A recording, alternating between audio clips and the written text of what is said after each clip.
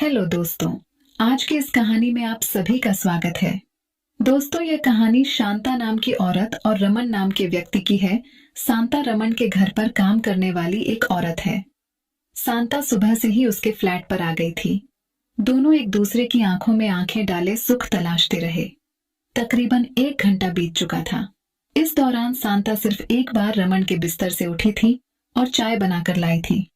अब दोनों एक ही कप से बारी बारी से चाय की चुस्कियां ले रहे थे। उसी दिन उनका कमरा बिल्कुल अस्त व्यस्त था और उनके कपड़े अभी भी नीचे फर्श पर ही पड़े थे। रविवार होने की वजह से रमन घर में बिस्तर पर लेटा शांता के साथ मौज मस्ती कर रहा था। इसकी एक वजह तो यह थी कि अपनी कंपनी के झंझटों से उसे छुट्टी के दिन कुछ राहत मिल जाती और वह अपने ढंग से खा पी सकता था। लेकिन इसकी दूसरी और ज्यादा अहम वजह यह भी थी कि उसे शांता के साथ सारा दिन गुजारने का सुनहरा मौका जो मिल जाता था। कोई दूसरा शख्स रमन और शांता के इस नाजायज संबंध को देखता तो हैरान होने के अलावा रमन की बेवकूफी पर भी उसे कोसता। शांता कोई मॉडर्न या पढ़ी लिखी औरत नहीं थी, बल्कि रमन के घर में काम करने वाली एक नौकरानी थी। दूसरी ओर रमन एक मल्टीनेशनल कंपनी में असिस्टेंट मैनेजर था। रमन की कंपनी के अपने रिहायशी फ्लैट थे, जिनमें कंपनी के दूसरे मुलाजिम भी रहते थे। उनमें से ज्यादातर शादीशुदा थे और अपने अपने परिवारों के साथ रहते थे। रमन की तरह केवल 1-2 मुलाजिम ऐसे थे जो अभी कुंवारे थे और उनको घर की देखभाल के लिए नौकर की जरूरत पड़ना लाजमी था। शांता नेपाल की रहने वाली थी। उसका पति उसे अपने साथ कोलकाता ले आया था, जहां पर वह एक कारखाने में बतौर चपरासी नौकरी करता था। उसका नाम जंग बहादुर था। जंग बहादुर वैसे तो शांता से बहुत प्यार करता था, लेकिन उसको रोजाना शराब पीने की लत पड़ चुकी थी, जिससे उसका हाथ हमेशा तंग ही रहता था।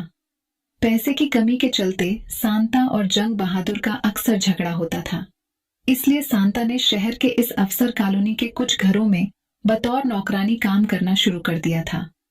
शांता खूबसूरत तो थे ही, उसका मिजाज भी बहुत अच्छा था।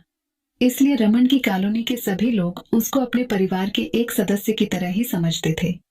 रमन के साथ शांता के रिश्ते मालिक और नौकरानी के न रहकर पति पत्नी जैसे कैसे बन गए, इसकी भी एक अलग ही कहानी है। दरअसल जब शांता ने रमन के फ्लैट पर काम करना शुरू किया था, तो शुरू में तो उनके संबंध मालिक और नौकरानी जैसे ही थे। लेकिन शांता के खूबसूरत चेहरे में पता नहीं रमन को क्या नजर आया कि जब वह उसके घर में काम कर रही होती तो वह चोरी से उसको देखा करता था। शांता भी रमन के इस झुकाव से बेखबर नहीं थे। कई बार जब वह रमन को कनखियों से उसे ताड़ते हुए देखती तो वह धीरे से मुस्कुरा देती थी। इसका नतीजा यह निकला कि उन दोनों में अक्सर हंसी मजाक होता रहता था। रमन ने अपने फ्लैट की डुप्लीकेट चाबियां तक शांता को सौंप दी थी। वह अपनी मर्जी और समय के मुताबिक आती और घर का काम करके चली जाती थी। बात यहां तक रहती तो ठीक थी, लेकिन चक्कर कुछ ऐसा चला कि उन दोनों की दूरियां और ज्यादा मिटती गईं और वे एक नाजायज रिश्ते में बंध कर रह गए थे।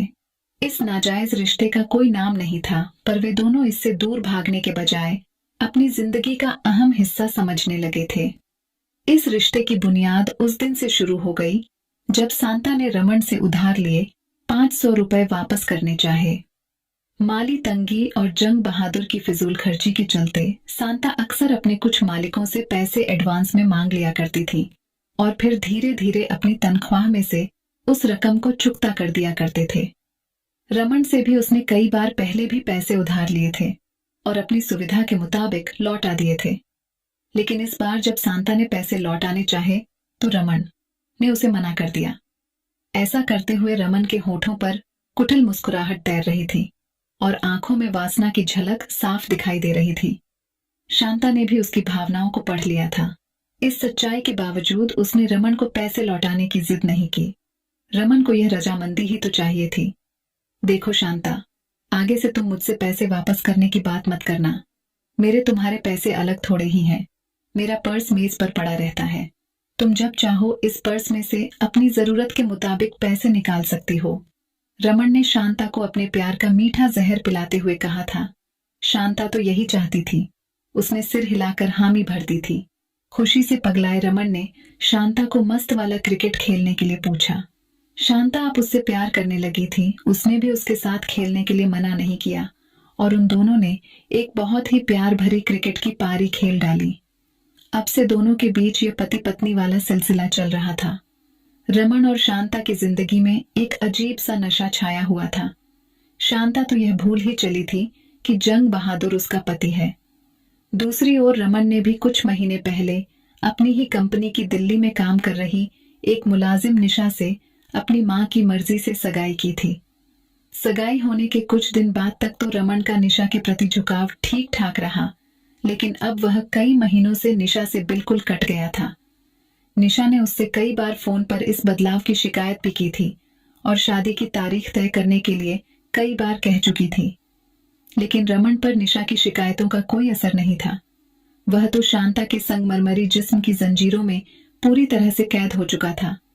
आज छुट्टी थी, इसलिए तय कार्यक्रम के मुताबिक शांता सुबह से ही उसके फ्लैट पर आ गई थी। आते ही शांता रमन के बीच पति पत्नी वाला वह सब कुछ हुआ जो कि शादी के बाद एक पति पत्नी के बीच होता है। दोनों एक दूसरे की आंखों में आंखें डाले सुख तलाशते रहे। तकरीबन 1 घंटा बीत चुका था। इस दौरान शांता सिर्फ एक बार रमन के बिस्तर से उठी थी और चाय बनाकर लाई थी। अब दोनों एक ही कप से बारी बारी से चाय की चुस्कियां ले रहे थे। उनके कपड़े अभी भी नीचे फर्श पर ही पड़े थे। अचानक बाहर के दरवाजे से किसी के अंदर आने की आहट हुई। शायद शांता ने अंदर आते समय दरवाजा ठीक से बंद नहीं किया था। इससे पहले कि रमन और शांता कुछ समझ पाते, एक बूढ़ी औरत के साथ एक लड़की अंदर आ गई। वह निशा और उसकी मां थी। उनको देखकर रमन के चेहरे से हवाइयां उड़ने लगी और चाय का कप छूटकर नीचे गिर गया। अपने कपड़ों की तलाश में वह नीचे फर्श पर हाथ मारने लगा। शर्मिंदगी से उसके मुंह से शब्द नहीं निकल पा रहे थे। दूसरी ओर शांता का हाल तो रमन से भी ज्यादा बुरा था। उसे जैसे पहली बार अपनी जिंदगी की कड़वी सच्चाई से सामना करना पड़ा था। लिहाजा वह एक ही पल में अर्श से फर्श पर आ गिरी थी। शांता अपने आप को किसी न किसी तरह ढकते हुए उठी और फर्श पर पड़े अपने कपड़े उठाकर तेजी से बगल वाले कमरे की ओर भाग गई। निशा तब तक पूरे मामले को समझ चुकी थी, इसलिए वह बोली, रमन, अब मैं तुम्हारी सारी असलियत जान गई हूं। तुमसे शादी करके मैं कैसे जिंदा रह सकती हूं। ये तो अच्छा हुआ कि मां के ज्यादा कहने पर मैं तुम्हारा हाल पूछने और शादी से आनाकानी करने की वजह जानने के लिए अचानक यहां आ गई। अब मैं अपनी सगाई तोड़ने का फैसला तुम्हें सुनाती हूँ। ये कहकर निशा अपनी मां के साथ कमरे से बाहर चली गई। रमन बौखलाया सा अकेला अपने बिस्तर पर लेटा ये जानने की कोशिश कर रहा था कि जो कुछ उसके साथ हुआ वह वाकई कोई सच्चाई थी या एक बुरा सपना। तो दोस्तों, ये कहानी कैसी लगी कमेंट करके जरूर बताएं।